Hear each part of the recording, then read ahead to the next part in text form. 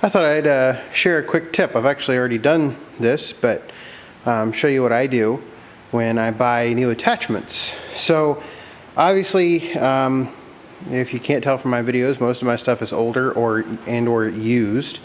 So recently I acquired this blade for the 1445 front mount mower. It's just a 54-inch heavy duty blade. And I think this is on one of my videos for the 1445. But this blade has never been on this machine before. A couple weeks ago, spent the better part of a day doing maintenance on the 1445, and one of those things was changing out the transmission fluid. And so one of the questions that I've been asked before, and I struggled with this, is like, oh gosh, you know, there's fluid in the cylinder, the hydraulic cylinder on the blade, that has never been in this tractor before. I don't know any history of it. I don't know what it is, and this is a big deal if you get to like the 318s and the 140s. You know, some people put Type F, some people put low-vis high guard, some people put high guard. You can switch out. There is some compatibility with ATF, Type F, and high guard and low-vis high guard. I try, if I'm switching a machine, I run most low-vis high guard on everything.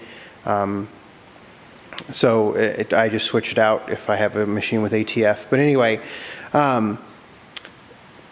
one way you can do it, and maybe everybody knows this, but what I do is I actually take the connections off. And like I said, I've already done it with this one, so they're just finger tight, and I've already emptied the air out and everything. I'll just take the connections off. So I've got the blade lifted in the air, because that's the way this works on the 1445. It's all internal. The lifting the blade's internal. It stays with the tractor, so I only have to have angling. You take the ends off, and then you can move the blade. You can kind of hear that suction noise, and that means that I've already emptied out the fluid. The fluid that came out, it didn't look great. It was pretty dark compared to low-vis high guard. So I'm glad I did that. Now I can put the tips back on, and I'll connect it to the machine, and the machine will fill the cylinder with hydraulic fluid.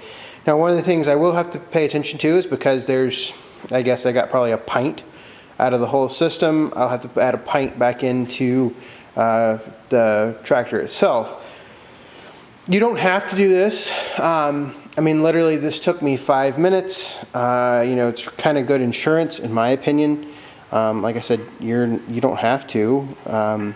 Just something I do when I get new pieces of equipment because I figure before I put them on my tractor, I need to inspect them anyway. So it gives me a good chance to inspect the whole machine and whole attachment and everything else. So anyway, just a quick video.